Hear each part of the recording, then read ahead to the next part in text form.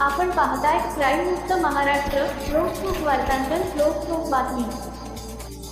Kalepadal police ठाण्याने एका गंभीर आणि खळबळजनक खुनाच्या प्रकरणात अत्यंत जलद व प्रभावी कामगिरी करत अवघ्या 4 तासांत नायजेरियन आरोपींना अटक करून गुन्हा उघडकीस आणला आहे. दिनांक 12 जानेवारी 2026 रोजी सकाळी 6 वाजण्याच्या सुमारास काळेपडळ पोलीस ठाणे हद्दीत एका नायजेरियन युवकावर जबर मारहाण करण्यात आली होती. या गंभीर जखमी अवस्थेतील युवकास तात्काळ रुबी हॉस्पिटल वानवडी येथे दाखल करण्यात आले होते, मात्र उपचार सुरू असतानाच त्याचा मृत्यू झाल्याची माहिती पोलिसांना हॉस्पिटलकडून मिळाली आणि संपूर्ण परिसरात खळबळ उडाली. पोलिसांनी घटनास्थळी जाऊन तपास केला असता मृत युवकाचे नाव एमेका क्रिस्टियन, वय अंदाजे 38 वर्षे, राहणार फ्लॅट क्रमांक 706 Charlene avenue society, Dharmawat petrol पंपाजवळ, Pisoli, Pune असे निष्पन्न झाले. तो मूळचा नायजेरिया देशाचा रहिवासी होता. प्राथमिक तपासात असे उघड झाले की त्याच्यासोबत राहणाऱ्या 4 मित्रांनी संगनमत करून त्याच्या डोक्यावर, पाठीवर, खांद्यावर आणि हातांवर जबर मारहाण केली होती, ज्यामुळे तो गंभीर जखमी झाला आणि अखेरीस त्याचा मृत्यू झाला. या घटनेनंतर काळेपडळ पोलीस ठाण्यात गुन्हा रजिस्टर क्रमांक 11/2026 भारतीय न्याय संहिता कलम 103-3-5 अन्वये गुन्हा दाखल करण्यात आला असून तपास सहाय्यक पोलीस निरीक्षक विलास सुतार हे करीत आहेत.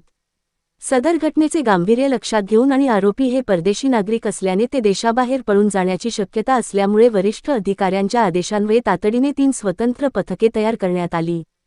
पोलिसांनी घटनास्थळ व परिसरातील 25 ते 30 ठिकाणांवरील सीसीटीव्ही फुटेज तपासले, तसेच स्थानिक नागरिक व गुप्त बातमीदारांच्या माध्यमातून माहिती संकलित केली. या तपासातून आरोपी येवले, वाडी, पिसोळी आणि कॅम्प परिसरात लपल्याची माहिती मिळताच तिन्ही पथकांनी वेगवेगळ्या ठिकाणी धाड टाकून 3 नायजेरियन संशयितांना ताब्यात घेतले. पोलिसांनी चौकशी केली असता त्यांची नावे जॉन पॉल ओबिन्ना मोनेके उर्फ ओबी, वय 37 वर्षे, नायमेका मादुबुची ओनिया, वय 42 वर्षे आणि ओजेंगवा, वय 40 वर्षे, सर्वजण राहणार शालिना अव्हेन्यू, पिसोळी, पुणे अशी निष्पन्न झाली.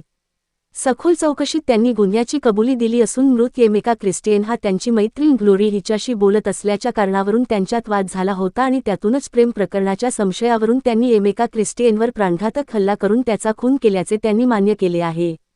काळेपडळ पोलिसांच्या तत्परतेमुळे आणि अचूक तपासामुळे अत्यंत कमी वेळात हा गंभीर गुन्हा उघडकीस आला असून आरोपींना पोलिसांनी बेड्या ठोकल्या आहेत.